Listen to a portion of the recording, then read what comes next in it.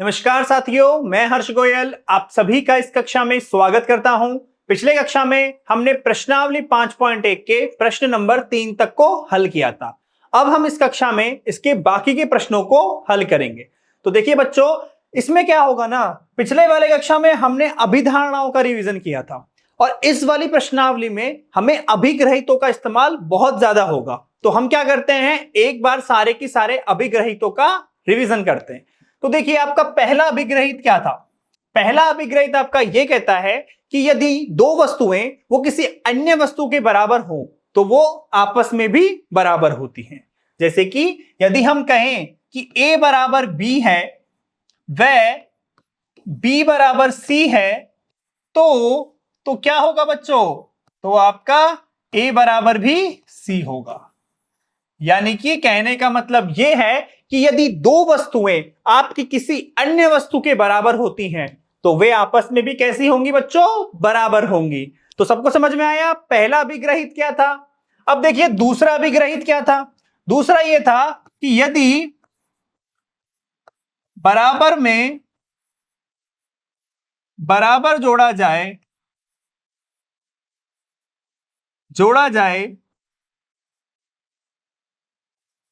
तो पूर्ण भी कैसा आता है?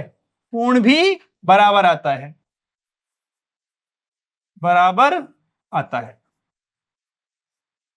कहने का मतलब यह है कि यदि आपके पास दो वस्तुएं हैं जो हैं a बराबर b, दो बराबर वस्तुएं हैं और यदि हम इनमें बराबर जोड़ेंगे तो जो पूर्ण आएगा वो भी कैसा आएगा? बराबर आएगा। जैसे मैं इन दोनों में c और c जोड़ दूं तो क्या होगा? a प्लस सी मेरा b प्लस सी के बराबर होगा। यानी कि बराबर में बराबर जोड़ने पर हमारा जो रिजल्ट है वो भी कैसा आएगा? बराबर आएगा। ये हो गया इसका दूसरा अभिग्रहित। देखिए तीसरा अभिग्रहित इसने कहा था कि यदि बराबर में बराबर घटाया जाए, बराबर में बराबर घटाया जाए तो शेषफल क्या आएगा? शेषफल भी बराबर आएगा।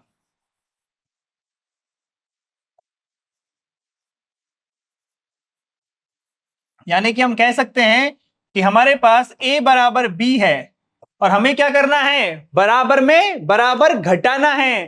तो देखिए, अगर मैं a में से c घटाऊं तो b में से c घटाऊं तो ये क्या होंगे? आपस में बराबर होंगे। शेषफल क्या होगा? बराबर होगा। तो बराबर में बराबर जोड़ने पर बराबर आएगा और बराबर में बराबर घटाने पर भी कैसा आएगा? बराबर आएगा। चौथा देखिए इसका अभिग्रहित। चौथा अभिग्रहित यह है कि यदि दो वस्तुएं संपाती हैं तो वे बराबर भी होंगी। कैसी होंगी? बराबर होंगी।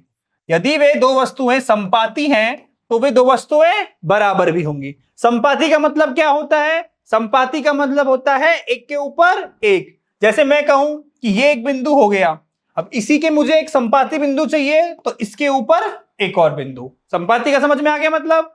अब देखिए आपका जो अभिग्रहित 5 है वो क्या कहता है? अभिग्रहित 5 कहता है कि पूर्ण अपने भाग से बड़ा होता है, बड़ा होता है। इसको कैसे समझेंगे? देखिए, आपके पास एक रोटी है।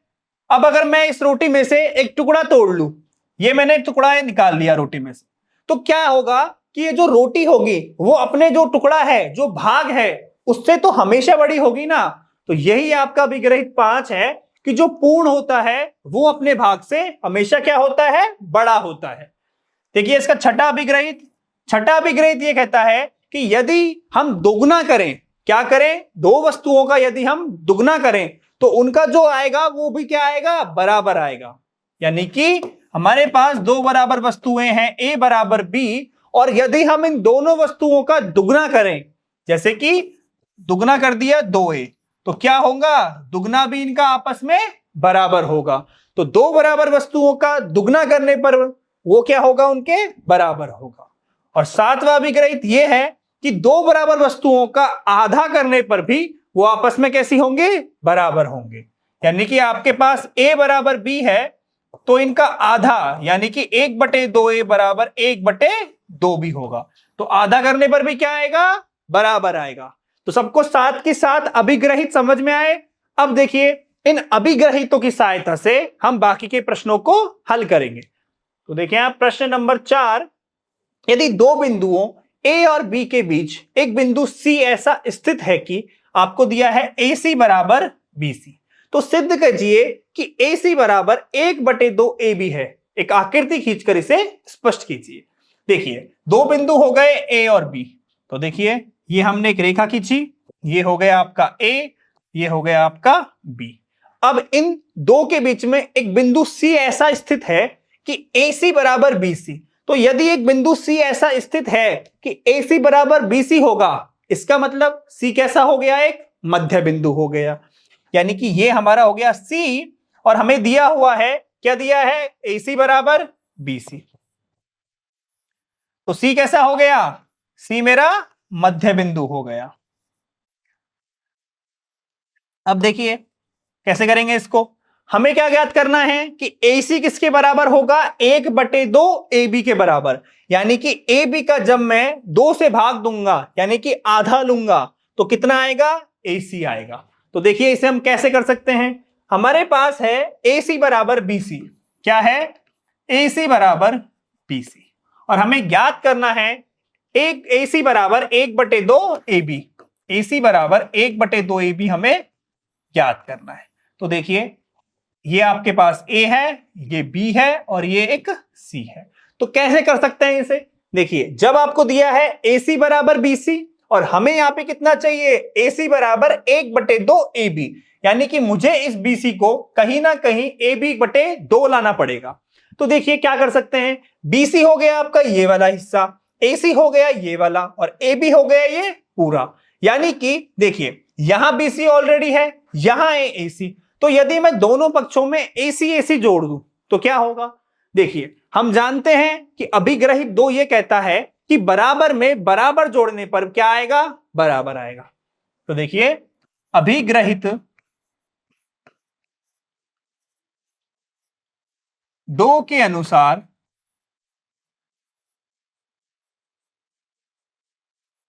बराबर में बराबर जोड़ने पर क्या आता है, बराबर आता है, बराबर आता है।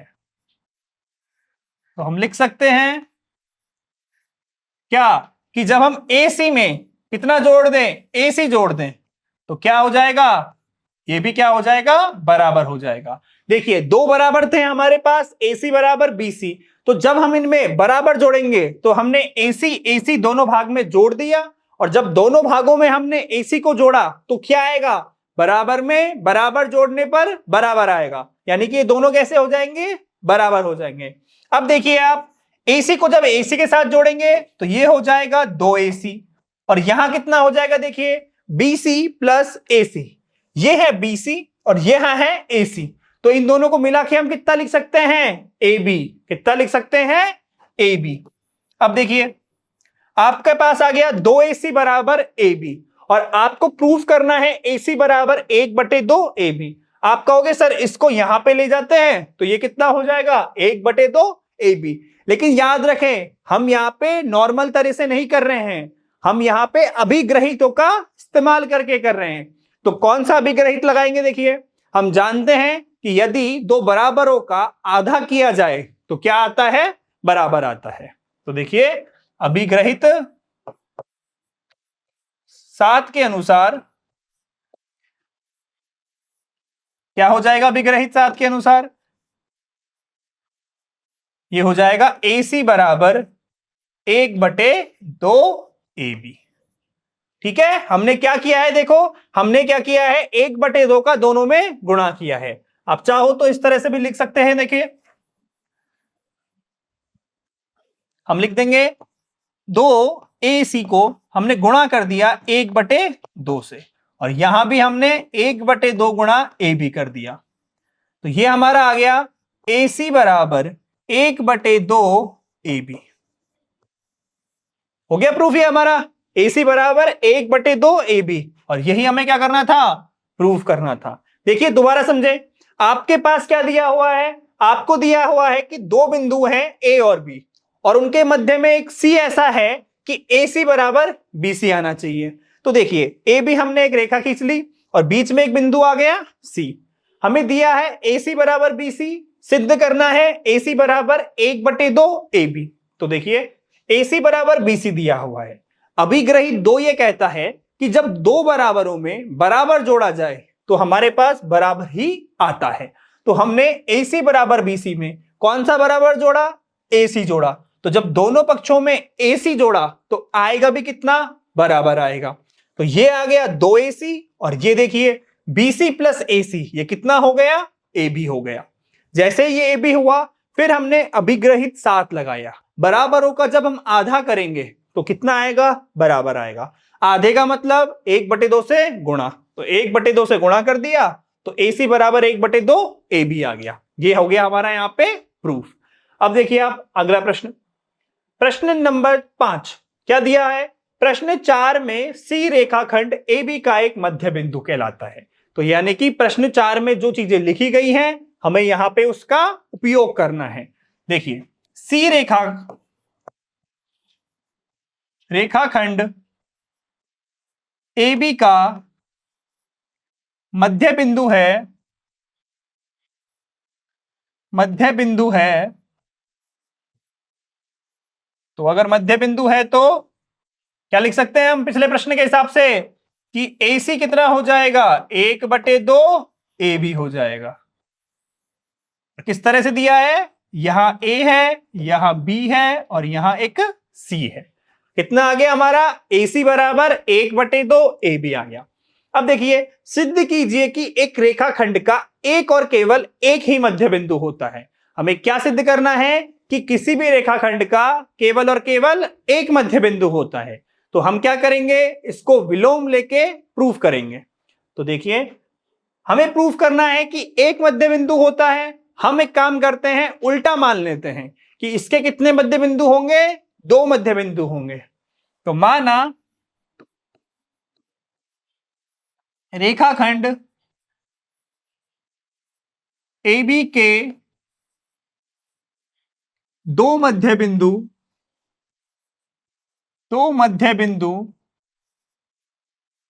सी व डी हैं। क्या है, 2 मध्य बिंदु सी व डी हैं। ये ए हो गया, ये बी हो गया और इसके 2 मध्य बिंदु सी व डी हो गए। अब देखिए प्रश्न 4 क्या कह रहा था कि जो मध्य बिंदु होगा अगर सी, तो ए सी बराबर 1/2 ए बी होगा। तो देखिए चूंकि सी ए बी का मध्य बिंदु है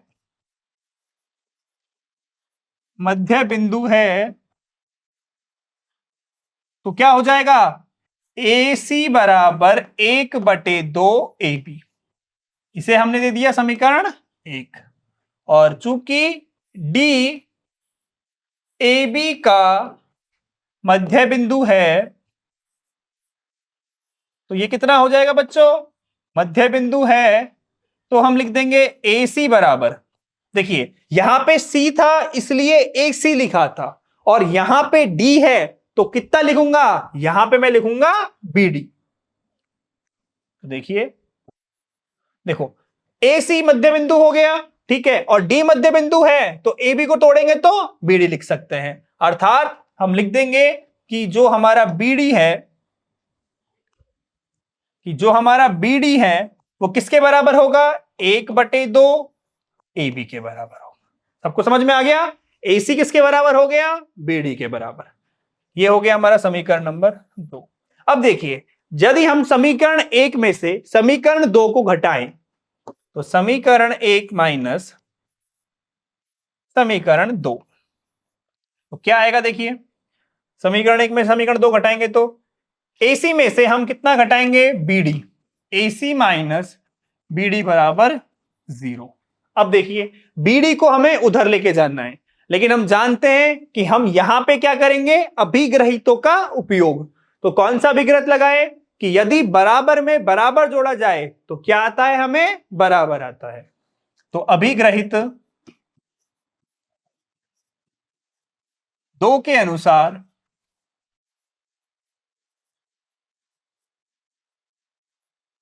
बराबर में बराबर जोड़ने पर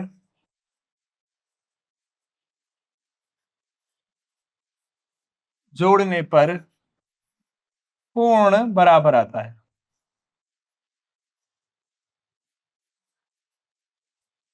तो क्या हो जाएगा, देखिए दोनों और हम कितना जोड़ देंगे, बीडी जोड़ देंगे, यानी कि AC minus BD plus BD. और यहां कितना हो गया, 0 प्लस बीडी। तो देखिए बीडी से बीडी कैंसिल हो गया और AC बराबर कितना आ गया, बीडी। और यदि AC बराबर BD आ गया तो इसका मतलब क्या होगा, देखिए यदि AC बराबर BD आया है तो क्या होगा, इसका मतलब C और जो B है वो एक दूसरे पे संपाती हो जाएंगे। क्योंकि देखिए ये दोनों, देखिए A से लेके C की दूरी और B से लेके D की दूरी, ये दोनों दूरियां कैसी हो गई, बराबर हो गई। ये दोनों कैसे हो जाएंगे, ये दोनों संपाती हो जाएंगे। तो अतः सी व डी संपाती होंगे। और अगर संपाती हो गए तो मतलब संपाती हो गए, इसका मतलब ये दोनों अलग अलग नहीं है। तो अतः हमने जो कल्पना की थी कि बी व डी दो इसके ए बी के मध्य बिंदु होंगे, वो कैसी हो गई कल्पना, गलत हो गई। तो अतः हमारी कल्पना गलत है।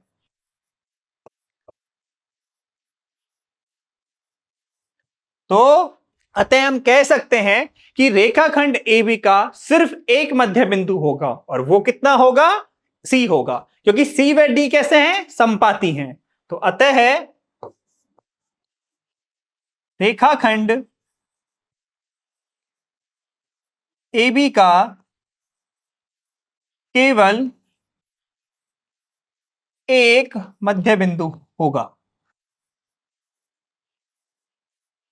मध्य बिंदु होगा। सबको समझ में आया कि एक मध्य बिंदु क्यों होगा, क्योंकि हमारा AC बराबर BD आ गया तो C व जो D था वो संपाती हो गए। तो अतः रेखाखंड का केवल और केवल एक मध्य बिंदु होगा। तो सबको समझ में आया बच्चों।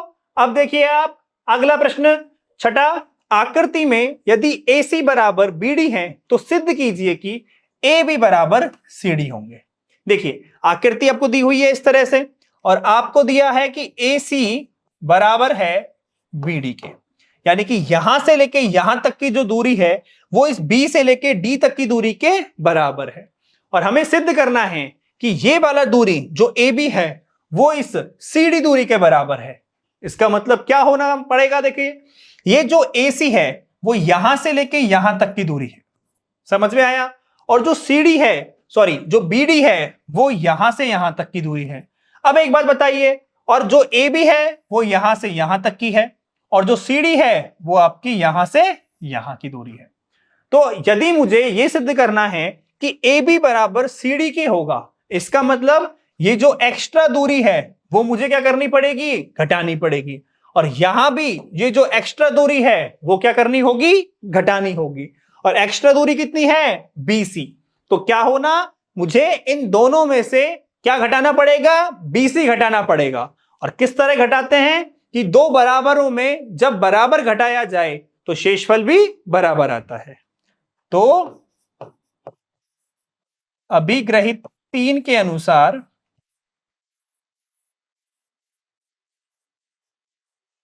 अनुसार दो बराबरों में से दो बराबरों में बराबर घटाने पर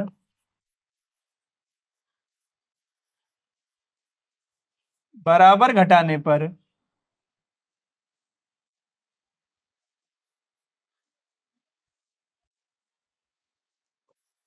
घटाने पर शेषफल बराबर आता है, बराबर आता है। तो देखिए क्या करेंगे हम, कितना घटाएंगे, दो बराबर हमारे पास AC बराबर BD है, एक्स्ट्रा दूरी थी वो BC आ रही थी, तो मैं क्या करूंगा, दोनों में से BC को घटा दूंगा। तो हमारे पास AC बराबर BD है और हम क्या करेंगे, AC में से एक्स्ट्रा दूरी थी BC उसको घटा दिया और BD में से जो एक्स्ट्रा थी BC उसको घटा दिया। अब देखिए जब मैं AC में से यानी कि यहां से लेके यहां तक की दूरी में से BC घटा दूंगा तो कितना बचेगा, AB बचेगा। ऐसे ही जब B से लेके D तक में से मैं BC घटा दूंगा तो क्या बचेगा बच्चों, CD बचेगा। तो अतः हम कह सकते हैं, क्या कहेंगे, हम कह देंगे कि यहां घटाने पर देखिए AB आ गया और ये घटाने पर आपका CD आ गया, तो AB बराबर CD। ये हो गया हमारा प्रूफ। सबको समझ में आया, क्या करना है, बराबरों में से बराबर घटाने पर बराबर आता है। तो हमने देखा कि जो अतिरिक्त दूरी थी वो BC थी, किसमें, AC में, और BD में भी अतिरिक्त दूरी BC थी, तो BC को दोनों में से घटा दिया और ये हो गया आपका यहां पे सिद्ध। अगला प्रश्न देखिए, अगला प्रश्न है आपका 7वां, यूक्लिड के अभिग्रहितों की सूची में दिया हुआ अभिग्रहित 5 एक सर्वव्यापी सत्य क्यों माना जाता है। क्या कि जो अभिग्रहित 5 है, अभिग्रहित 5 कौन सा है, देखिए ध्यान से देखिए, ये जो आपको बोला है ये अभिधारणा की बात नहीं की है, इसने आपको अभिग्रहित 5 के बारे में पूछा है। और अभिग्रहित 5 क्या है कि जो अपना पूर्ण है वो अपने भाग से बड़ा होता है। तो देखिए अभिग्रहित 5 के अनुसार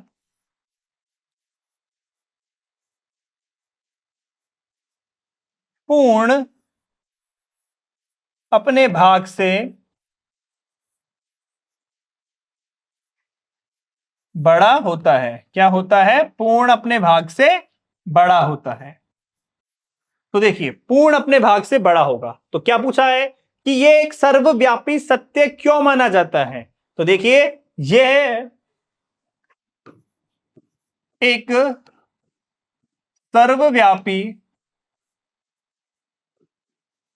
सर्वव्यापी सत्य माना जाता है। क्या माना जाता है, ये एक आपका सर्वव्यापी सत्य माना जाता है क्योंकि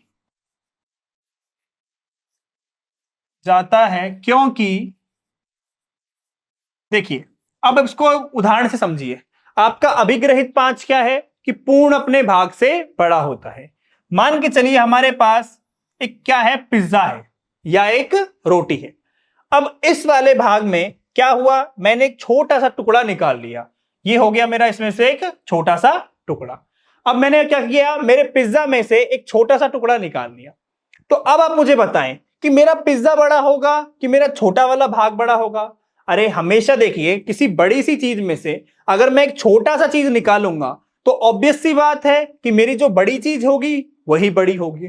और यह बात विश्व भर में किसी भी वस्तु के लिए सच होगी, चाहे वो पिज्जा हो, रोटी हो या कुछ भी हो। किसी भी बड़ी वस्तु में से मैं उसका एक छोटा सा भाग निकालूंगा तो हमेशा बड़ी वस्तु उस छोटे से भाग से बड़ी होगी। तो यह बात आप कहीं भी किसी भी वस्तु के लिए कह सकते हैं। तो देखिए यह एक सर्वव्यापी सत्य है क्योंकि यह विश्व के किसी भी भाग में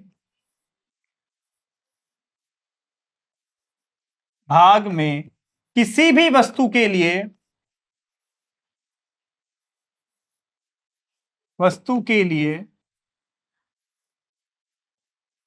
सत्य है, अर्थात सर्वव्यापी सत्य है।